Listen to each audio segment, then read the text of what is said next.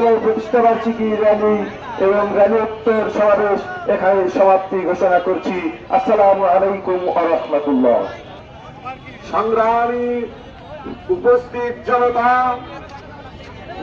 আজকের 49তম প্রতিষ্ঠা বার্ষিকীতে আগত বিভিন্ন মেহমানবৃন্দ, প্রশাসনের লোকজন, সাংবাদিক বন্ধুগণ এবং আমার প্রিয় ছাত্র ভাইয়েরা, আপনাদের উদ্দেশ্যে আমার হৃদয়ের গহীন থেকে অভিনন্দন এবং দোয়া। আসসালামু আলাইকুম ওয়া রাহমাতুল্লাহ।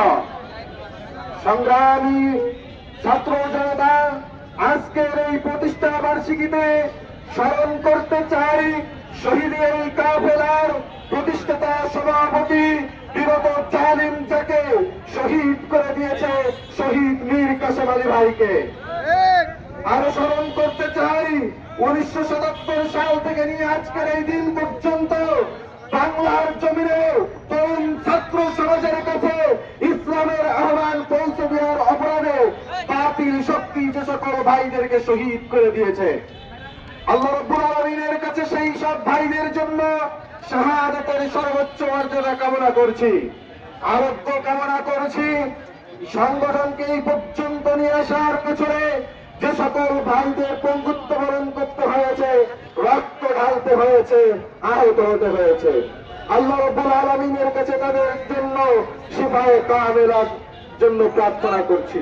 সংগ্রামী ছাত্র জনতা, আপনারা জানেন 1977 সালের 6 ফেব্রুয়ারি বাংলাদেশ ইসলামী ছাত্র শিবির প্রতিষ্ঠিত হয়েছিল বাংলার এই জমিন থেকে সকল প্রকার জুলুম এবং নির্যাতনের মূলচ্ছেদ করে ন্যায় ইনসাফের সমাজ গড়ার জন্য।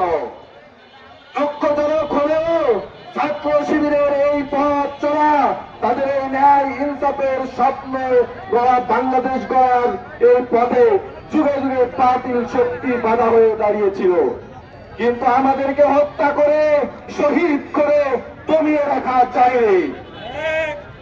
জালিমকে বিদায় করার জন্য এই ছাত্র শিবির অগ্রণী ভূমিকা পালন করেছে। বিগত জালিমরা দেখে নিয়েছে, শহীদ করে, কারারুদ্ধ করে, আহত করে, অলিমুখ আব্বাসকে গুম করে, পারভেজ চৌধুরী ভাইকে শহীদ করে ইসলামী ছাত্র শিবিরের অগ্রযাত্রা রুখে দেওয়া যায় না। সংগ্রামী উপস্থিতি, আমরা আগামীতে এমন বাংলাদেশ দেখতে চাই যে বাংলাদেশ ভারতের দাসত্ব পরিণত হবে না।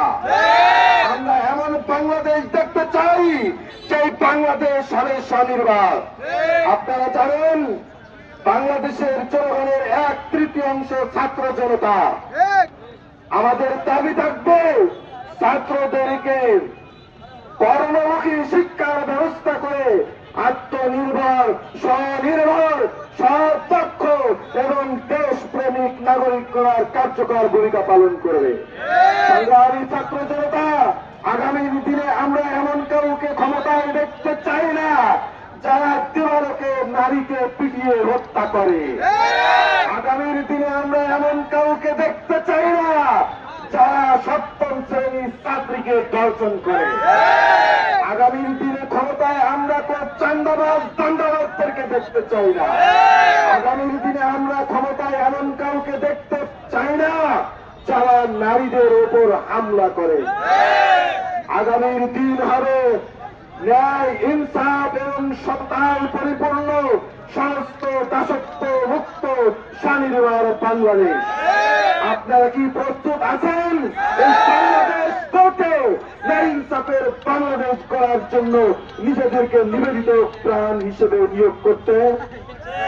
যদি তাই হয় তাহলে ঝিনাইদহের শহীদ এই ঈদগার, এই আকাশ বাতাসকে জানিয়ে দিতে চাই ন্যায় ইনসাফের বাংলাদেশের স্লোগান নারে তাকবীর।